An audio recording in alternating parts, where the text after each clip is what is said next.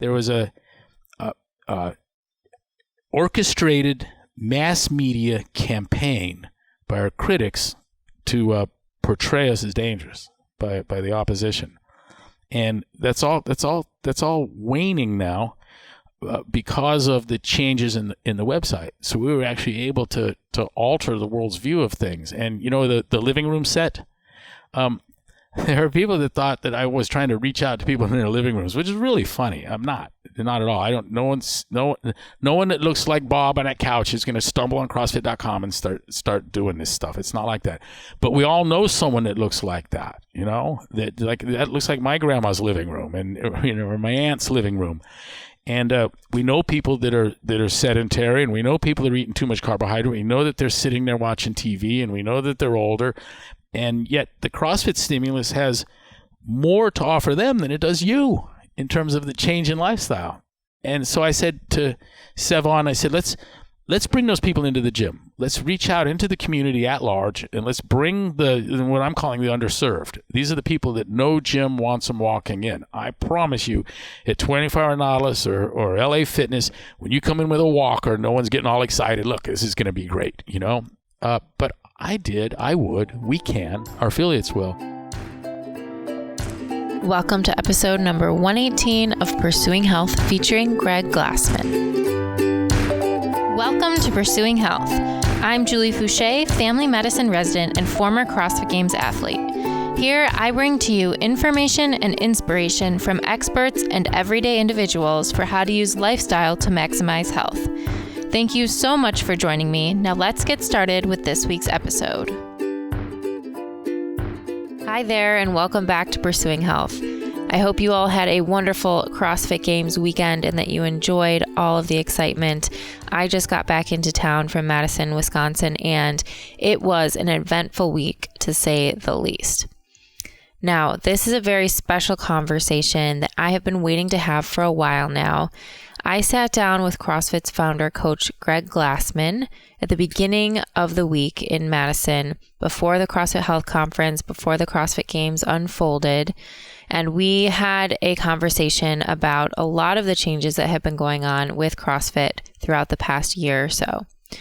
Greg has been featured on the podcast twice before, so if you haven't checked out those episodes yet, I highly recommend you go back and listen for a little bit more context. In this conversation, we discussed the evolution of CrossFit Health, some of the changes that have occurred over the course of the past year at CrossFit HQ, as well as what he sees as the current mission and direction of CrossFit as a whole. Before we get started, just a reminder that although I am now officially a doctor, this podcast is meant to share the experiences of individuals and does not provide medical advice. So with that, let's get started with episode number 118 of Pursuing Health featuring Greg Glassman.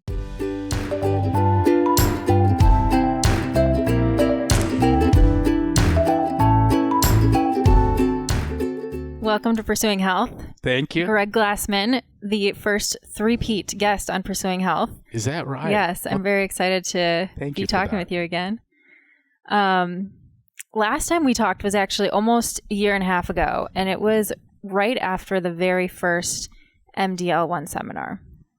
Obviously, a lot has happened over the past year and a half, and I want to get into all of that, but maybe you could start with just a broad overview of how has CrossFit Health evolved over this time? Yeah. I know there are a good number of people in the community that think that CrossFit Health is a direct public health effort. It's a CrossFit's attempt to do something about chronic disease. And only remotely is that true. Our public health effort is centered in what the affiliates do. And that happens at 15,000 locations where refined carbohydrate should be assiduously avoided and constantly varied high-intensity functional movement is the order of the day. They got that figured out. And every 2 hours and 40 minutes, another gym opens up committed to that end. So we can check off the public's health. We're taking great care of it. And in fact, my line that we have, we're in unique possession of an elegant solution. There are others that are aware of the elegant solution, which is to combat sedentarism and excessive consumption of refined carbohydrate. But the programs to do so are largely theoretical. That, boy, if we only did this and did that and people did this, we'd get this result. But ours is real. And so we're in unique possession because it's not an idea. It's happening on a daily basis, and it's a very real cultural phenomenon and globally. Elegant in the mathematician's sense of marked by simplicity and efficacy. And so that's all of that. That's the public health thing. But what is CrossFit Health? Well, on the landing page, it says that it's a protracted examination of the ills of modern medicine. Mm-hmm. And so this is our diagnosis of medicine's illness. And boy, it's hard to find anyone anymore that at least that hangs around us that doesn't acknowledge that something's not right, that things are happening and you could just look at a declining life expectancy. There's a whole bunch of things: diabetes rate, obesity, childhood obesity. There's all the telltales are negative and bad. And the tagline for CrossFit Health is "Let's start with the truth." And I'm of the opinion that until the depth and scope of a problem is fully appreciated, a solution is exceedingly unlikely. And me personally, I have near zero hope for the public's health, largely because almost it seems like the entire world is in denial as to the scope and depth of the problem. Mm-hmm. And so it's unlikely to solve. Also, the solutions that I've heard often is a hodgepodge of things. Some of them are very narrow focused. Some of them depend on mass conversion events, like if only the nutrition guidelines would change. A lot of them depend on someone who's getting filthy rich off of the mess to just out of their goodwill stop doing that. And I just don't see that happening. But we got drug into this by the fraud and scientific misconduct of the National Strength and Conditioning Association at the behest fundamentally of William Kramer, who suborned falsification of injury data in a study that showed a remarkable physiological advantage from the stimulus and had no injuries. He had to, in peer review, add the injuries to this science. Mm-hmm. And so in doing what we're doing to the NSCA, and I'm probably as proud of that as anything that's happened in CrossFit, helping to take them apart and expose them for what they are.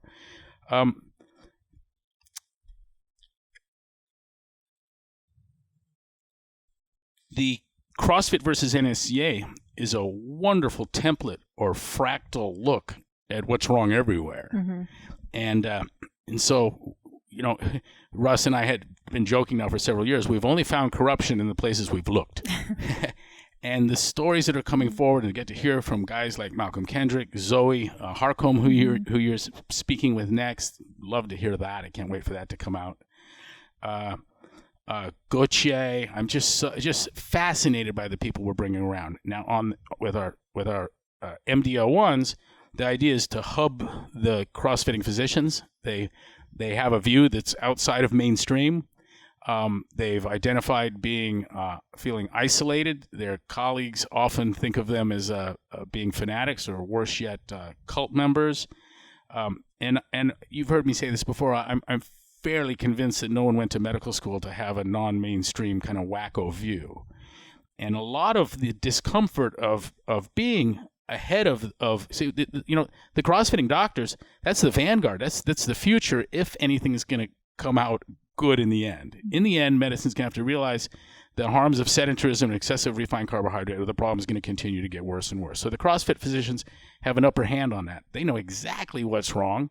They know the good that CrossFit's doing, and networking them, hubbing them, I think has diminished. And I'm here, speaking to what people like you think. I don't know, but I would suspect, I think I'm seeing in their demeanor, in their behavior, from their feedback, a reduced sense of isolation. That, geez, there's 20,000 of us in the United States alone, and we're not crazy. The mainstream view is tainted, has been damaged, is wrong. And I think we're knocking it out of the park with that regard. I'm really pleased of that. Making great friends. And so on top of that, we've been bringing the speakers in to talk in the parallel event. And this was one of those things, Julie, it sounded like a really good idea. And very often you don't know just how bad an idea is until you execute it, or how wonderful it was. And often when the things come out wonderful, the purpose for the effort becomes more apparent as you roll down the road. And so you have kind of you're unrolling your own future. And we're doing that. We've done that again. This will be a regular feature of the CrossFit training effort. And I can definitely vouch for that sense of community and a sense of sort of a revolution happening every time we go to one of the MDL ones with the DDC happening simultaneously. It seems like there's more and more momentum each time it happens. And from at least the doctors I've talked to who've gone through the seminar go home with a sense of feeling like they aren't crazy and like they have this support in this community who is like-minded, that they can continue to get support from. That's what I think I'm witnessing. And, and look, I've got my friends Julie and Danny going to go see Alan Buck and work with him. And right. I think we might have been behind that meeting. Yes. Yeah. This is I never would have met Alan Buck if he wasn't at all of the MDL1 seminars. Sadi Kerr from Wellesley, I believe, is an econ professor. And when I told her what the goal was in networking the physicians, communications theory and is her expertise, and she was really excited by what I was feeling, and it helped me to see it more clearly too. But you take any number of people that hold the same view and don't know each other, you separate them by geography, and once they know each other, the dynamics of the interaction and the knowledge they have for each of them is greater than it was individually. There's a compounding of the awareness that's really striking.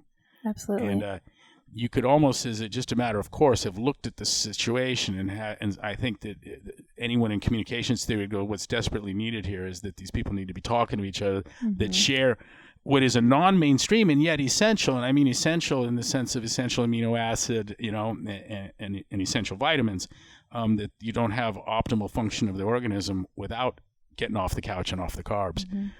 And so here we are. And now, even just to see what's possible. So you think about all these doctors independently thinking maybe they have this non-mainstream view and they're feeling kind of trapped in the conventional system.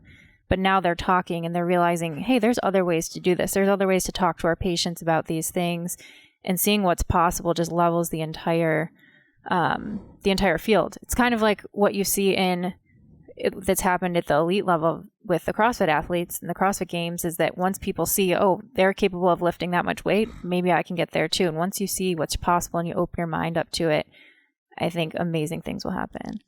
That's my hope. That's my hope. I want to talk a little bit about some of the changes that have happened in CrossFit as a whole, as an organization.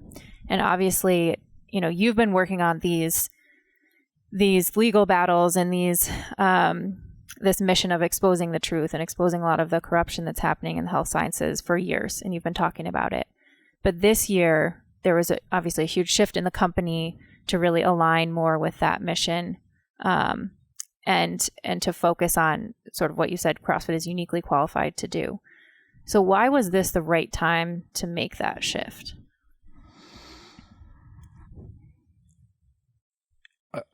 190101, the new website, on Jan 1, that project was a culmination of 5 or 6 years of frustration with affiliates, very many of them Tenyear plus affiliates, waiting in reception lines to say hi to me, which even feels odd, like, I know who you are, I can't wait till he comes up, waiting in line or she comes up, and the message was, in my box, what I do, it's not about the games. And I got so sick and tired of hearing that. Of course it's not. And I'm sorry that anyone thought that maybe I thought that it was. Remember, I stood flat-footed in the gym floor working with the public for 20 years prior to there being a second box. And I know that the soccer moms and the fat granddads and all that stuff, that's the bread and butter of the business. And the Greg Amundsen's and Annie Sakamoto's, though I had two remarkable athletes in my gym, they were in no way, shape, or form typical or representative. They kind of spoke to the ideal, to what was possible, and love them for that. And they're both in the instance of those two too. They were wonderful, wonderful cheerleaders for the other end of the continuum. So just precious people to have in the gym. But for the outside world looking in, .com prior to that, you would have gotten a little different view, perhaps, a little different takeaway. And I'm trying to give the message that we sit in unique possession of an elegant solution to the world's most vexing problem. And you go to CrossFit.com and then you see the unobtainable, It's what was a lot of people's take on that. And so there were people that were taken aback by it. But Julie, like you, there were people that had been watching me stumping. And one guy said that, hey, if you'd been watching these videos and he offered 3 or 4 videos, there's no surprise at all what's going on here. Mm-hmm. This is a big ship. My leadership is not iron-fisted. I try to forge consensus, and we did a lot of forging. It took some work, mm-hmm.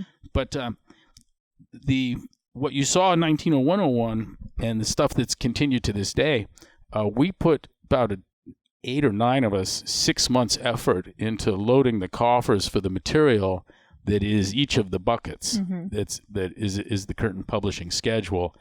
And I'm excited to report that we're never going to run out of material. that it's self-refreshing. Yeah. So that every week there's new scientific misconduct on a great scale. Mm-hmm. There's these epidemiological studies are just like it's raining them. We're just having a lot of fun. The p-value mess is not getting any better. All of these things are so wonderful, and doesn't that sound bad? I actually enjoy it. I was talking with Glenn C. Begley, who was the Amgen research head, that was the key with Ellis, the principles in the replication effort of the hematology oncology bedrock foundational studies, mm-hmm. where they found the very, very low, what was it, 11% or something replication rate, mm-hmm. of the studies. I was talking to Glenn before he came out, and it was great to meet with him and listen to him. But I told him that it's kind of a weird thing that there's a science. I love science, and I'm fascinated by science, and I grew up with a scientist. I was raised by one, and I'm familiar with the modern science and the scientific method. But in examining how it is that we, let's look at John Ioannidis, most research findings are false. In the examination of how that happened, what you find is wonderful, wonderful human element. Mm-hmm. And so in this science, we have a fusion of science as it should be and isn't, combined with some amazing human behaviors that are largely misguided at best, if not evil even. Mm-hmm. We just called the whole of it corruption, both in the sense of like a corrupt politician and like a corrupted file, something that isn't working mm-hmm. as it should. It's been broken. And I refer to all of this as like science porn. And Begley says, I love that. He says, do you mind if I use it? So I really like this, because I told him, I think something's wrong with me, that I'm fascinated by broken science. It's absolutely fascinating to me, mm-hmm. because I'm a victim of broken science. We had the editor-in-chief of the foremost journal of exercise science suborn falsification.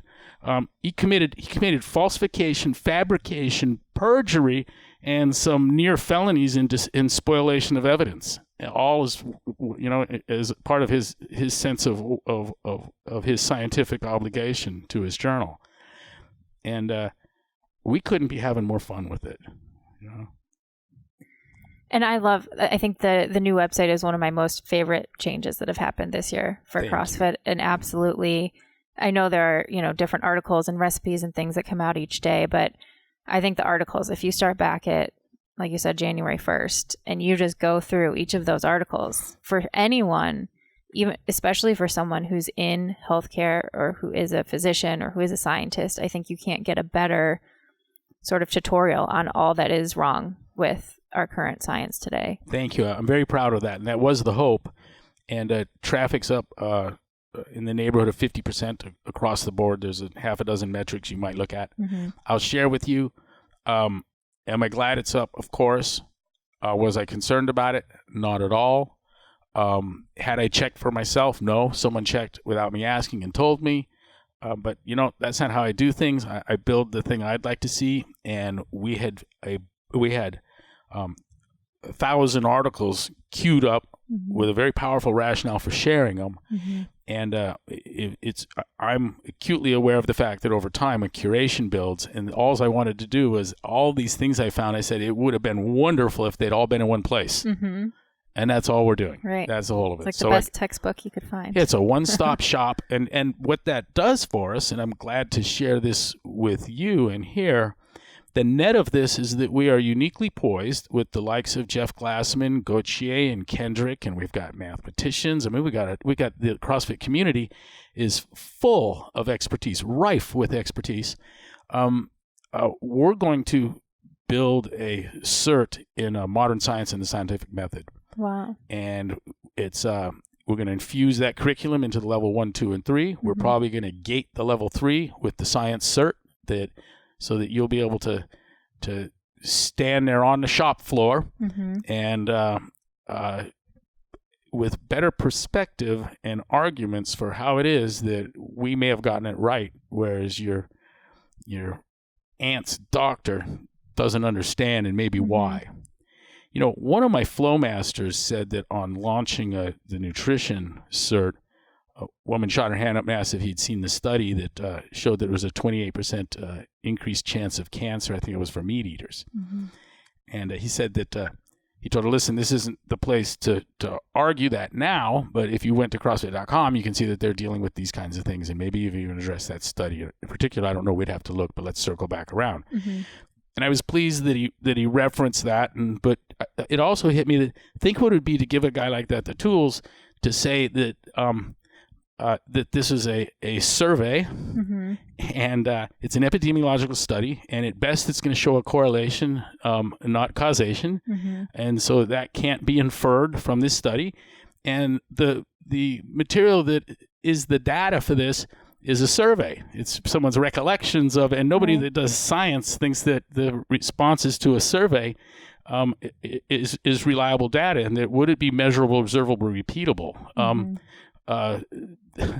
Measures, yeah, maybe. Observable, yeah, kind of. Repeatable, probably not. You know, it's about survey questions, and to take that and assume something else on net, what you have is something that really isn't science. And more interesting than because I think I could design, especially if you let me William Kramer with the numbers, I could do an epidemiological survey that came to any conclusion we wanted ahead of time. And so what's more interesting to me than the science of this, because there really isn't any, is who found it necessary to go to all this effort to come to that conclusion and wrap it up as science. And that's also really interesting to see where this kind of stuff comes from, who's behind it. What are some of the most surprising things that you found in that realm? This is the constant surprise for me, and it bothers me. I am philosophically a skeptic. I am by personality cynical, and yet I'm surprised at the scope and the extent of the corruption and the failures. Nothing could have prepared me for that. Not even my old man, since Jeff Glassman's been harping at me since 1960 that postmodern science was going to be the end of the world, and that peer review is easily rigged, and that the goal of science is not to form consensus, but to produce theorems that have better than chance predictive value. I grew up on this. I was homeschooled in this, and yet here I am shocked at what I'm seeing. It's everything my old man said was going to happen, Chicken Little, we're right there now. And so he was telling me that this science he predicted the replication crisis, I think 25 years ahead of anyone. I thought he was nuts.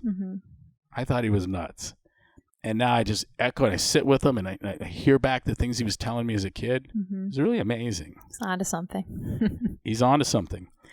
He was a industrial scientist, a PhD electrical engineer, system science guy, who worked very closely with top universities in recruiting efforts and in science education. And so he made a career out of being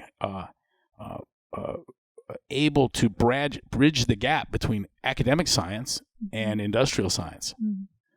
And one of them depends on modern science, which is producing from the tradition of Aristotle and Bacon, where you produce theorems that have better than chance predictive value so that you can make airplanes and boats and things that fly and shoot and sink and have flat panel TVs. In academic science, you need peer review and consensus, and so you have to be in favor and agreement, and your theories don't have to work. It's not a requirement for the science, and that's postmodern science. And this has been baked into me, but I never thought it would sting me in the sense that we would open a simple, wonderful, helpful little business like CrossFit, and then someone would deign it necessary to respond to what we're doing. Do you know that I have never heard in any way, shape, or form even hinted at anyone, anywhere, anytime having a problem with work capacity across broad time and moral domains? Nothing. Can't really argue against that. Nothing. There's that, and it's an arbitrary thing, but it's our standard. We're going to use that one. I think that maybe there's some, I don't know how to say jealousy, but it should have happened a lot sooner.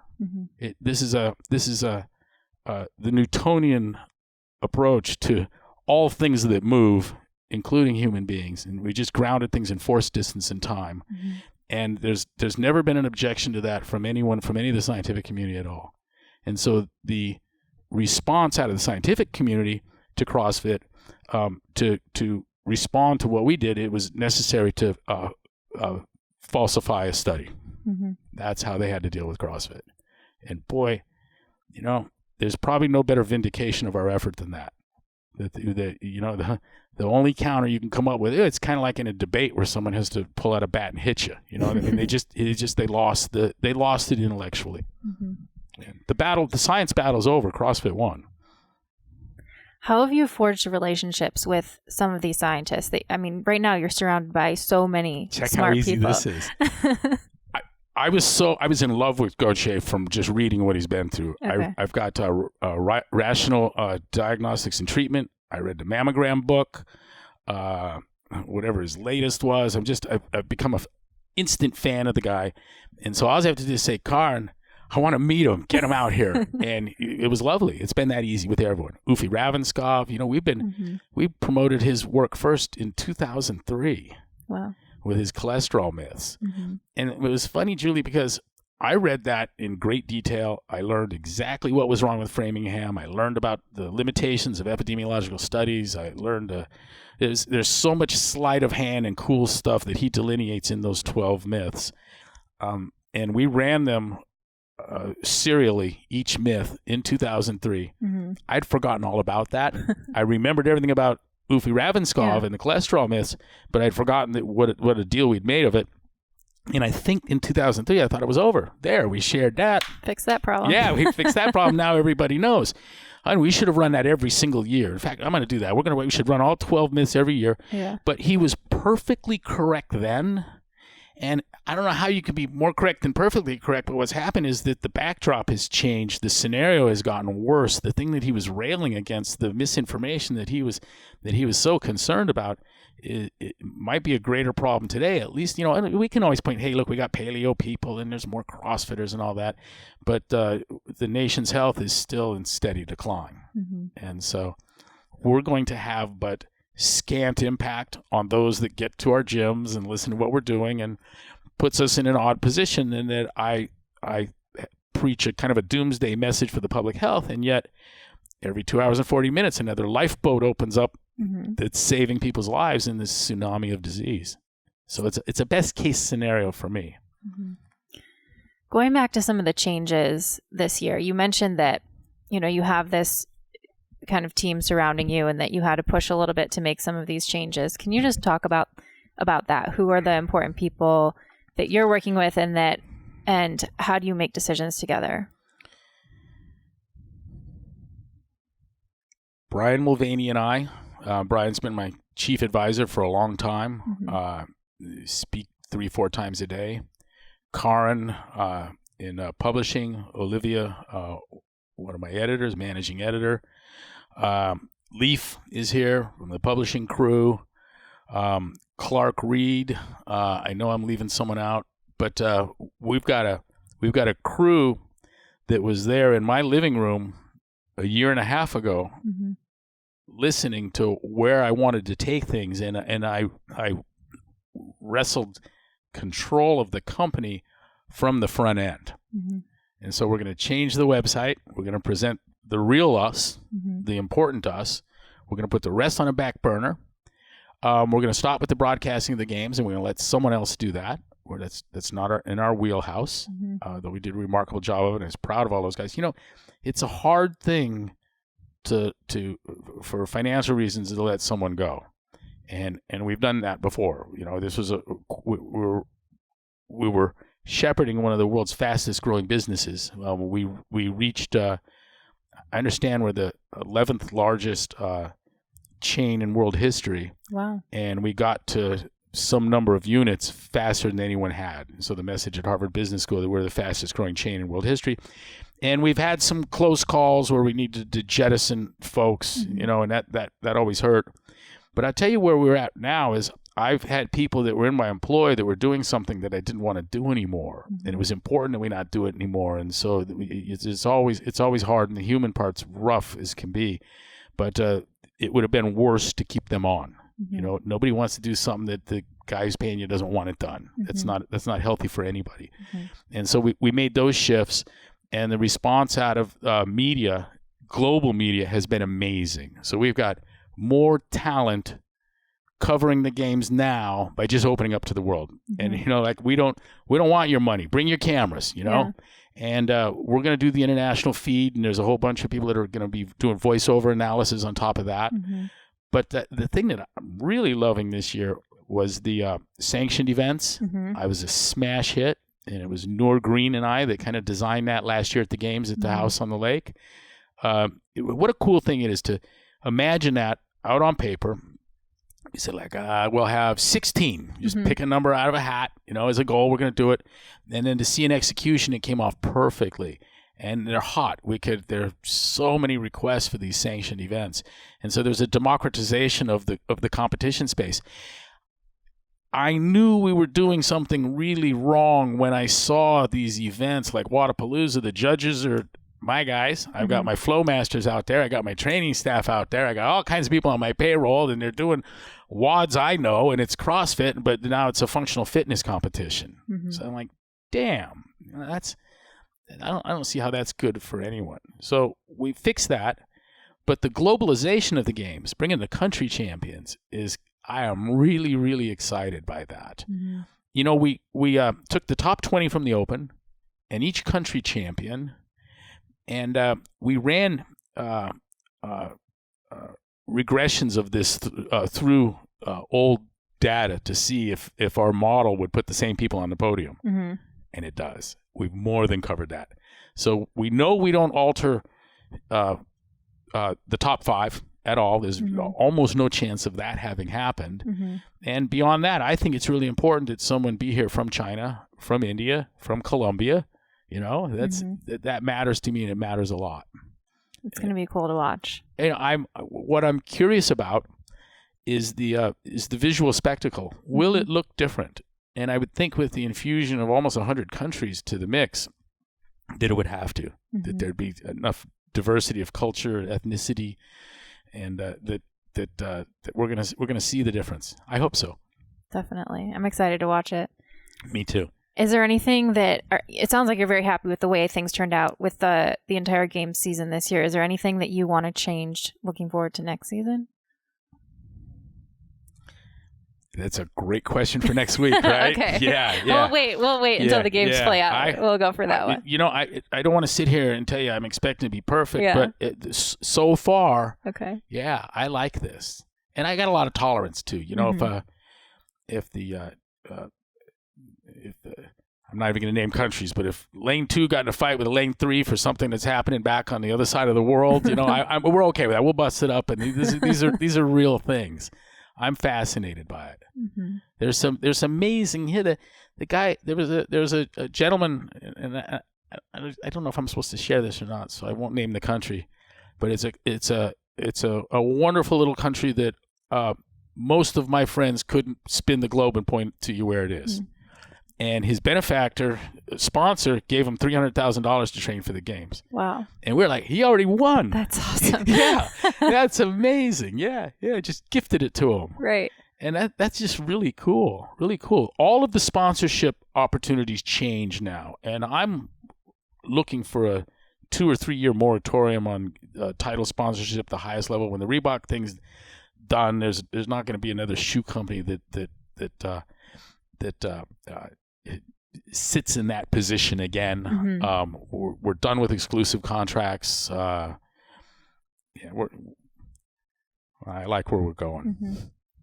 So by kind of democratizing some of these other areas, like running the sanctionals and the media, you've been able to really focus what CrossFit is doing on, like you said, what you're uniquely qualified to do. Yes. So what is that? Beautiful. That would be support of the affiliates. Mm-hmm. And what that looks like is, and what's interesting, when we got off social media, I have time for a story? Yes. Always. I've never understood social media. We've had employees ruin their lives on Facebook in real time. You just watch it unfold. Mm-hmm. You try and find the good of social media, and it's easier to find the bad. It didn't make sense to me at all. And then the privacy stuff came down. Then we had the nutrition bulletin board shut down. We've seen the Facebook crew that is going to start working at truth and science, and they've got some turds in the lineup. Mm. And I see where this is going, and we left.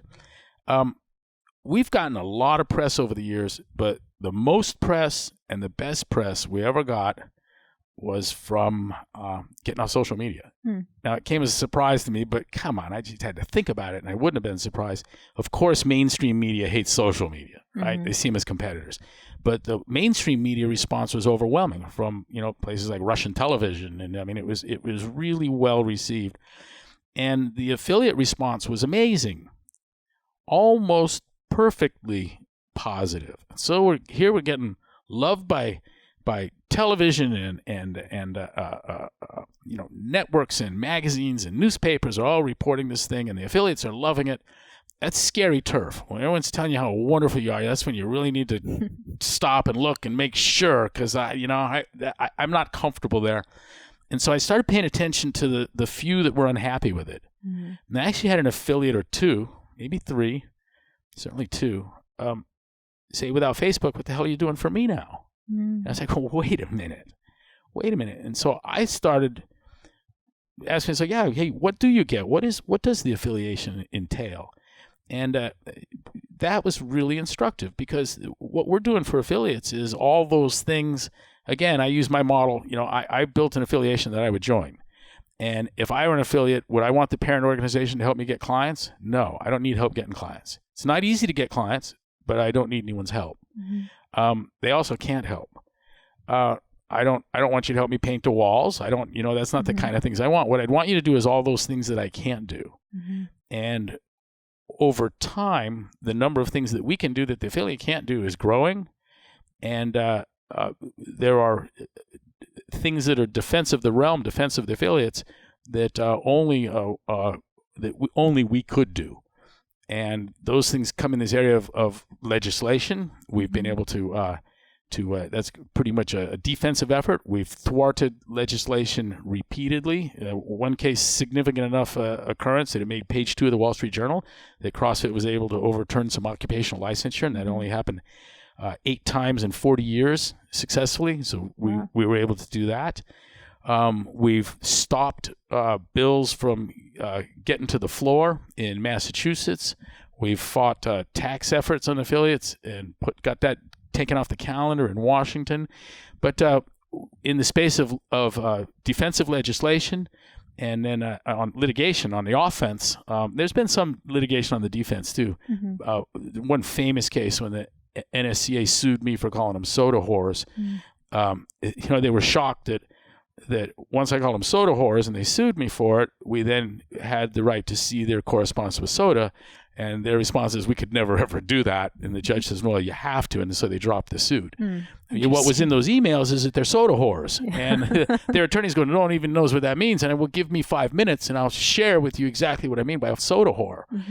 And so we got legislation, litigation. I'll come back to the website, and it's validation of what? Of what's going on day in, day out in the gym. By who? Well, people like Tim Noakes, for instance. Professor Noakes, PhD, MD, world-class athlete and authority on exercise science, probably the greatest exercise science of all time. But I could award him that on the basis of Waterlogged alone.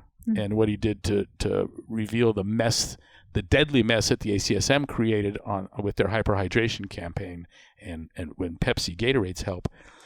But, I used to say that no one could name a single contribution to the way anyone trained or did anything that came out of an exercise scientist anywhere. And Mel Siff hated me for that. And too bad we lost him. But Tim Noakes has done something that's made a difference.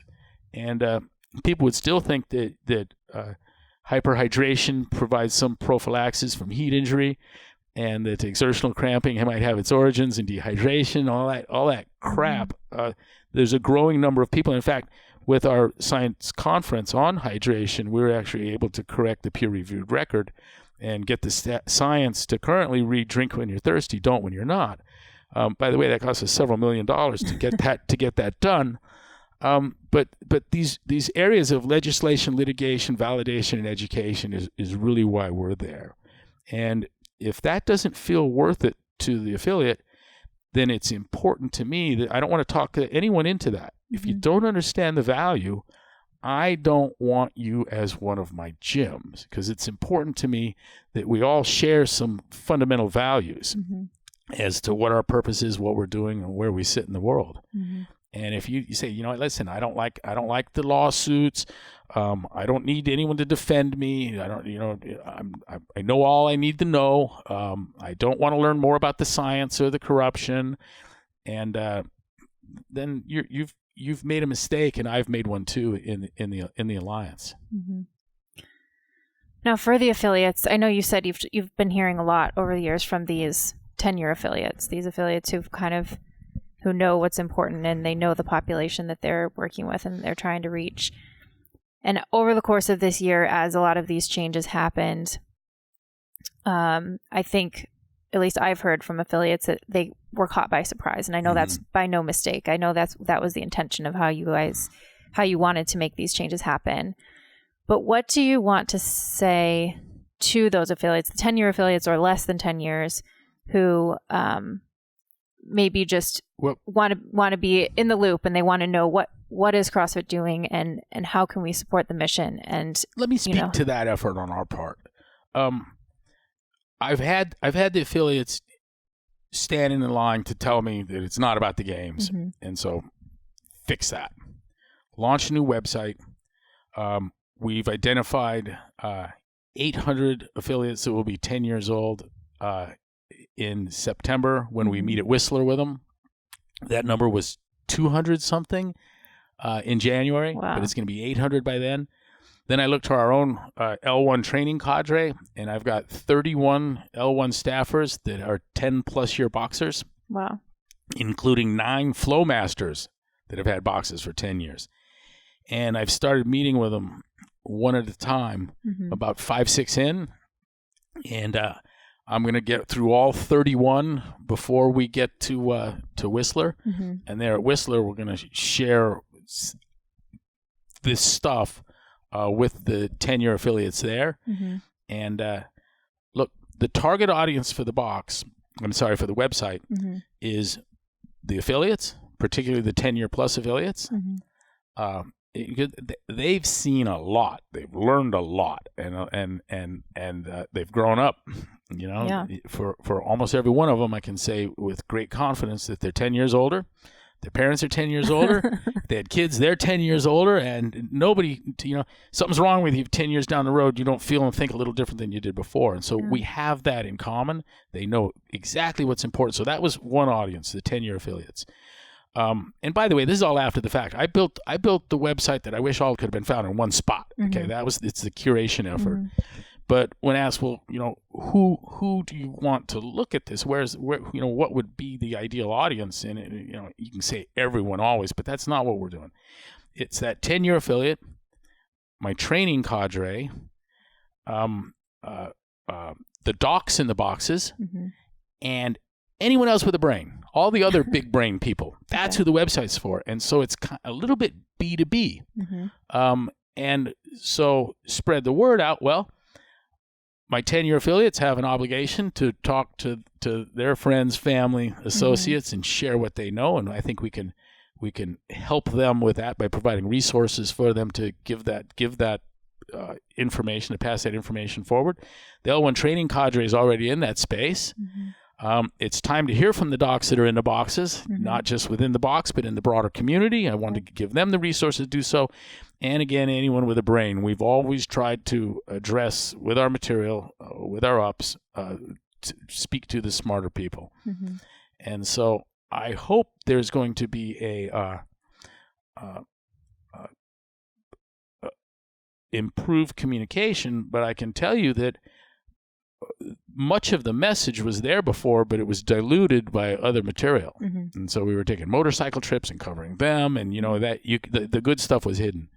I had a wonderful sit down with the Beyond the Whiteboard guys, and tell you what, those of us running CrossFit and Jonathan and Mo at Beyond the Whiteboard, have you had them on? Actually not yet. Oh my gosh, they're way overdue. I'm always trying to chase them down because they're the ones who actually helped me start the podcast. I sat with them in San Luis Obispo last week, just prior to coming here, and we had a meeting that went from 9 in the morning to 8 at night, and boy, they know a lot. But Mo and Jonathan are of the point that the essential CrossFit message had been diluted, and that the early journal articles are the core of what's made this what it is. And their call was for that again.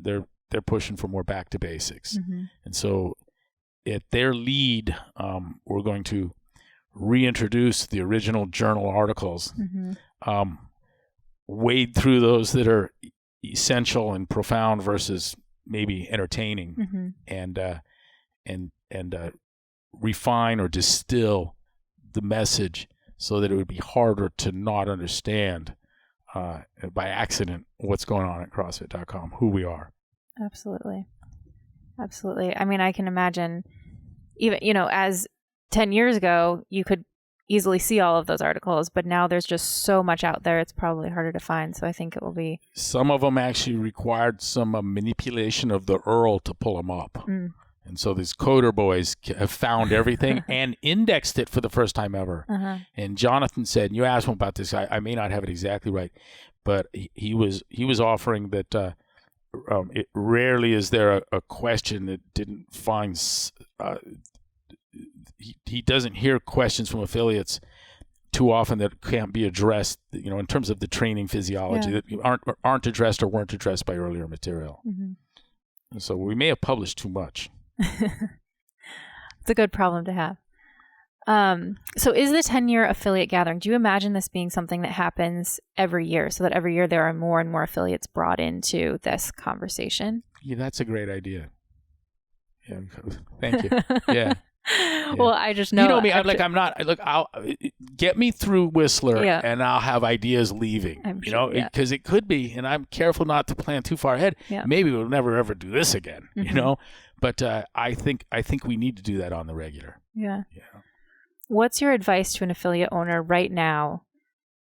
If you were an affiliate owner right now, what would you be doing to further serve CrossFit's mission and grow your business and serve your members? They serve our mission by one thing only, and that is finding their own success. And I can tell them how they do that. You have to get clients, and you have to keep them, right? And nobody can help you with that. And so you can't be contact averse. You have to be willing. Like I was the guy at the gate that I saw. I was like, dude, why don't you join one of my gyms? And he says, the third time I've been asked that today, thinking it was weird. It was the 400-pound or 350-pound kid at the gate. And I told him, you're going to get diabetes. And he says, I already got it. I go, oh, my God. And you see his socks were cutting into his calves, and he's already got some ulcerations in the lower extremities. You can see it. And I've got no problem just talking to someone like that. I can help you. They know what I'm talking about. I can help you. I own a gym. I can help you. You have to be like that. And then when you get them, you have to care about them more than yourself. But those are the rudiments. If you don't come hardwired with that, you have no chance as an affiliate. If you can't get clients, I can't help you get them.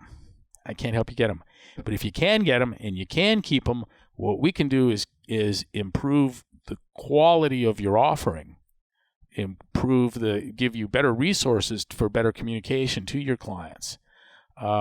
And the capacity to justify your efforts in the presence of anyone, regardless of their training background or inclinations. And so I can make a good affiliate a great one, but I can't make one. And we've done a good amount of looking at those that can't make it go. And if you were to make the list of things that were in the way, they reside in the individual and not in the business practices. And it's exceedingly unlikely that on getting the right information, they're going to. So here's the truth. You got bad breath. You don't care about anyone except yourself, and you're inattentive to detail. You imagine somebody hearing that, oh, God, okay, and they come back, hey, I brushed my teeth. I care more about you than me. I'm a completely different. It's not going to happen. Those people with those issues are going to die with those issues. But that's a very small part of it. I got a lot of people, a lot. There's affiliates that shouldn't have affiliated. Like if you thought I was going to come lay your mats or drive people in. Look, the notion that we would collect affiliate fees and then develop a national advertising campaign that had people run into the box like this was Subway or McDonald's, it's not what we're at. That's not. Look, you've long heard me say that CrossFit is responsible for the professionalization of the trainer. The overwhelming majority of trainers that are making $100,000 a year are CrossFit trainers. We estimate that might be 90 to 99% of trainers that make $100,000 a year are CrossFit trainers. Professionalization of the training space does not involve me running national advertisements to bring people into your box. I don't want 1-800 dentist, and I don't want to hire an attorney because I saw his face on a billboard above the freeway asking if I've been in an accident. That's not my sense of a professional service. When I'm at the dermatologist and they've also got reflexology and massage and a multi-level marketing opportunity, I worry about the credentials, the professional capabilities of the physician. And so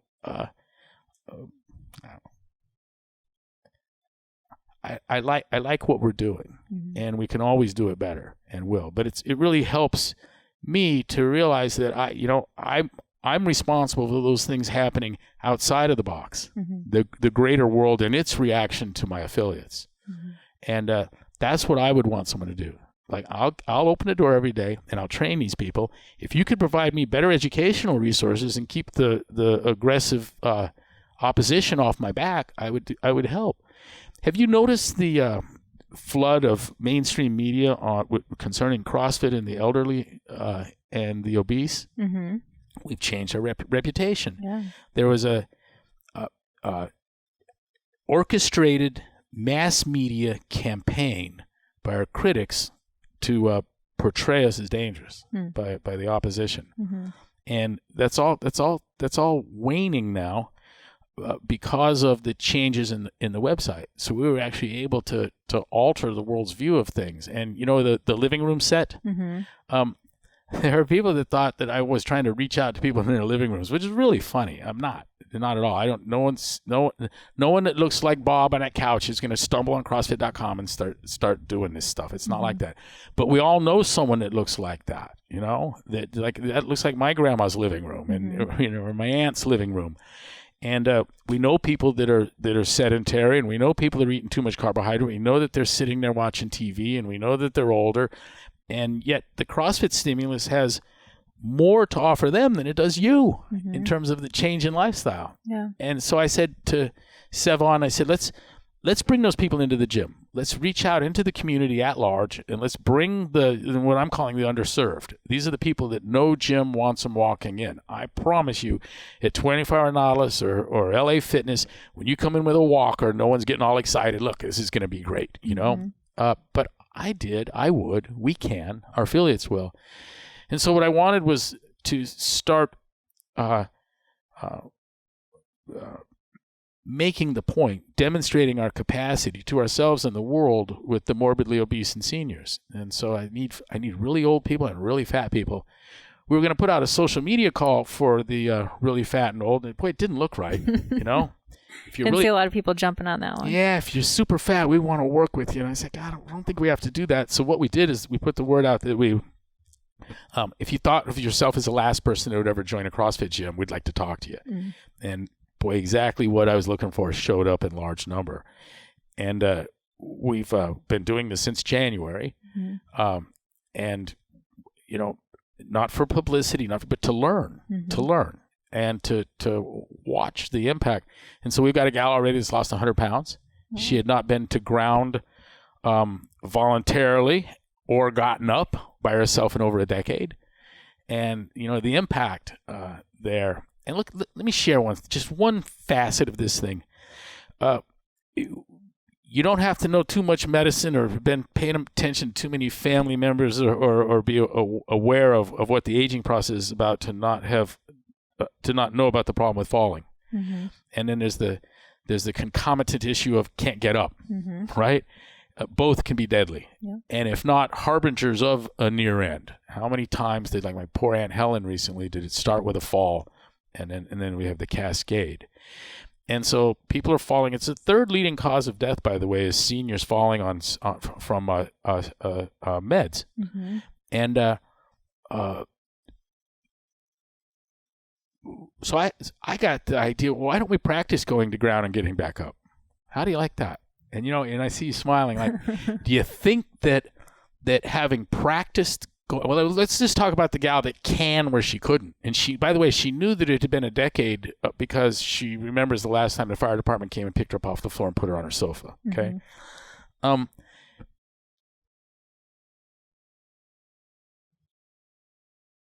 it's interesting because it would take a while to prove the advantage.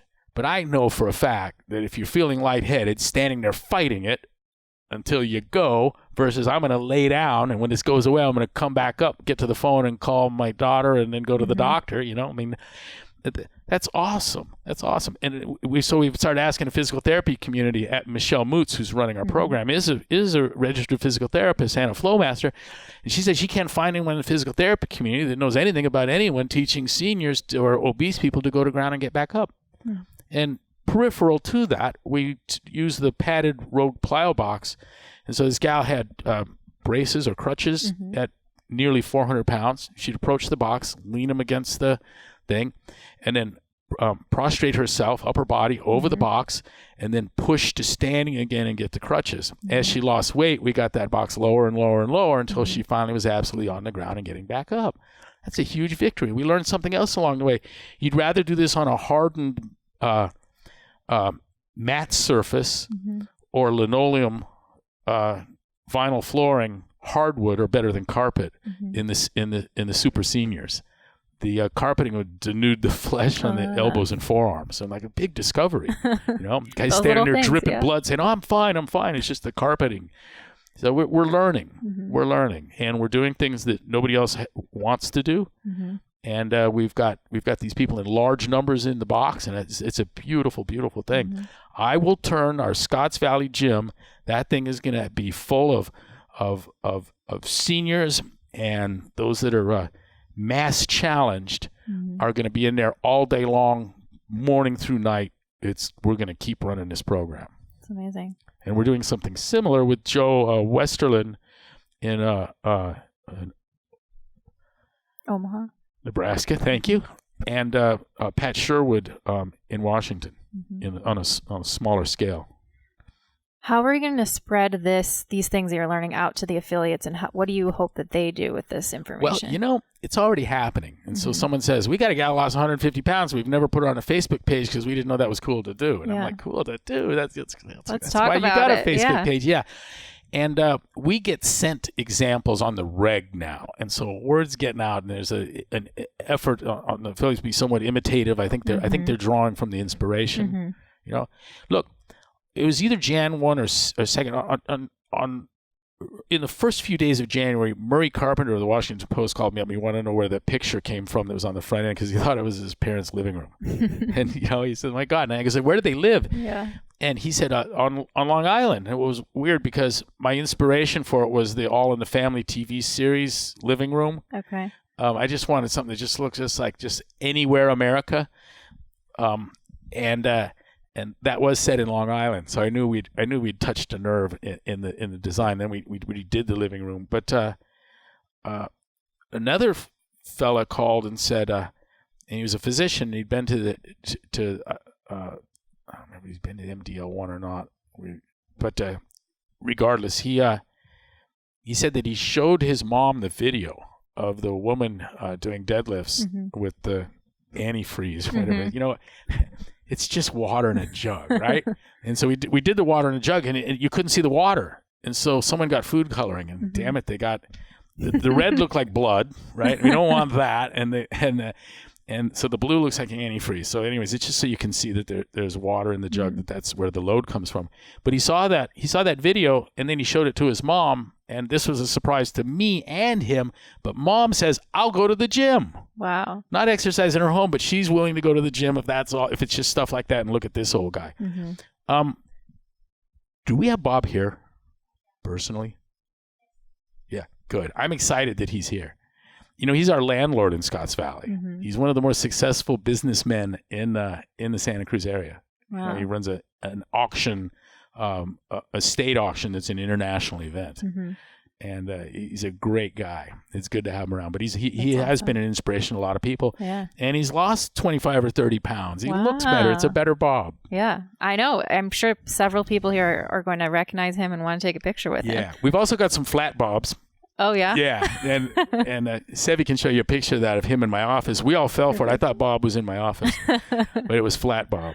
Wonderful. But he's a good dude, and he's become emblematic, symbolic of our very best work, of the potential for this stimulus to impact people positively, and that underserved community, the morbidly obese, the elderly.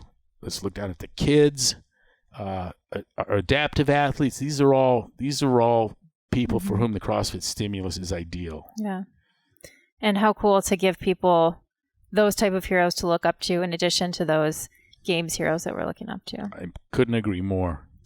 So as we wrap up, could you just share with the community what you are most excited about now? What are the things that when you wake up in the morning, you can't wait to start working on? It's that defense of the realm from the front end, highlighting our legislative efforts and successes, our litigation efforts and successes, and the validation and education that is bringing these world-class scientists,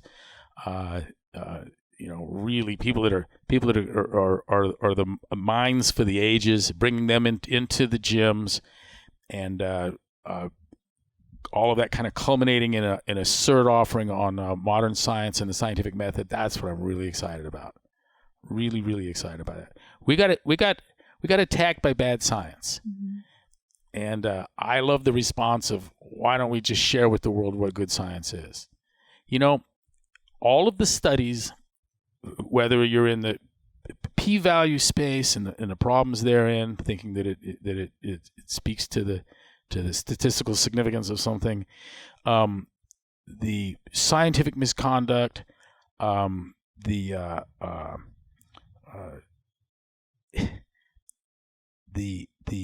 heart of what is wrong in the flawed studies, none of it requires knowledge of any scientific field. the problems are all what we've termed Aristotelian. It's basic logic. Mm-hmm. It's just thinking clearly, not being innumerate, and I haven't seen a problem yet that I couldn't explain to a reasonably bright high school student exactly what's wrong here, and teach him or her to apply that same standard in looking for this fault again.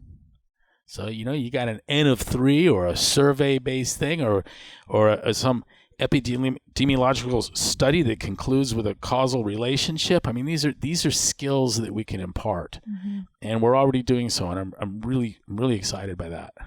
I'm excited for this new seminar. Definitely. Thank you. Well, you'll be at the heart of it. We'll be developing it, and it's we're well into it. Mm-hmm. We're well into it. We've got it's kind of looks like the skeleton of a course outline, and we're going to give you a little background in Aristotle and Bacon and what their contributions were, that gave rise to modern science. A whole bunch of definitions of terms. that stuff that we've shared before about the levels of scientific assertion, from conjecture, theory, hypothesis.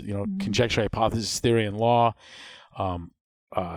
Good dose of logical fallacies. When I saw that a Canadian Journal of Nutrition had, in response to exercise-associated hyponatremic encephalopathy deaths, said that EAHE is caused by either over-drinking or inadequate intake of electrolytes.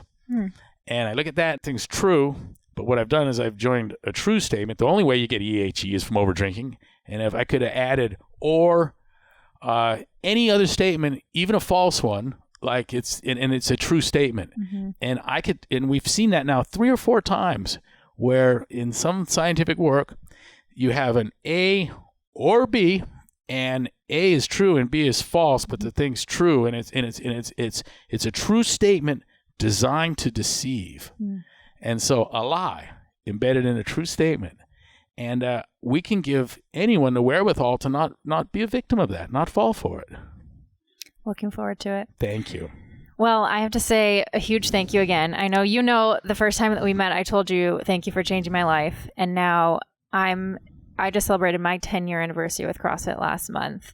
And like you said, I'm 10 years older, and I've been through different things over the last 10 years. And at that time, I said it more from a personal standpoint, because it had changed my relationship with exercise and how I thought about my body. But now I can say it's changed so much more in terms of the trajectory of my career and what I hope to do in medicine, and sort of how you've opened my eyes to so much more that's out there too. So I have to say thank you, and I'm looking forward to the next 10 years to see where we're going. I love you. The community loves you. I can't hear your name without smiling, but you as a CrossFit physician have just an amazing opportunity to impact people beyond what almost any physician normally would or could, and we're looking to you for that leadership. And I'm great to be on your team. Thank you. Hey there, thanks so much for tuning in to this episode. If you haven't heard Greg speak before, I highly encourage you to go back and check out my previous conversations with him in episodes 35 and 80 of the podcast for a little bit more background and context. He is clearly a visionary, and at times it's hard for the rest of us to keep up with him as well as interpret his thought process. But at least for me, the more I listen, the more I learn, and the more I appreciate about the direction CrossFit is heading. As I've said in previous podcasts with Greg, I don't think anyone is better positioned to make a real dent in the mess that we discussed of our current healthcare system and chronic disease epidemic than CrossFit is, and I am very proud to be part of it. I also think that with the exponential growth of CrossFit, it's easy to lose sight of what CrossFit is at its core and how we started. What CrossFit has grown into today and what it is now is a direct result of the effectiveness of the program and the community that has been cultivated around it from the very beginning. So when you get a chance, take some time to go back and read an old CrossFit Journal article, watch a video of Greg speaking from back in the early days, or follow some of the current postings on the CrossFit main site. I'd love to hear from you too. So send me an email at info@juliefoucher.com with some of your thoughts on what was discussed in this episode and where CrossFit is headed. To make sure you never miss an episode and to receive exclusive content from me, head to my website, juliefoucher.com, and subscribe to my email list. If you like what you heard, don't forget to subscribe and consider giving the podcast a 5-star rating on iTunes. Also, don't forget to share your stories. If you or someone you know has used lifestyle to overcome a serious health challenge, please send me an email at info@juliefoucher.com. I'll choose some of these inspiring stories to share here on future episodes. Don't forget you can train with me through Beyond the Whiteboard by visiting trainwithjuliefoucher.com. Thank you again so much for listening, and I'll catch you next time on Pursuing Health.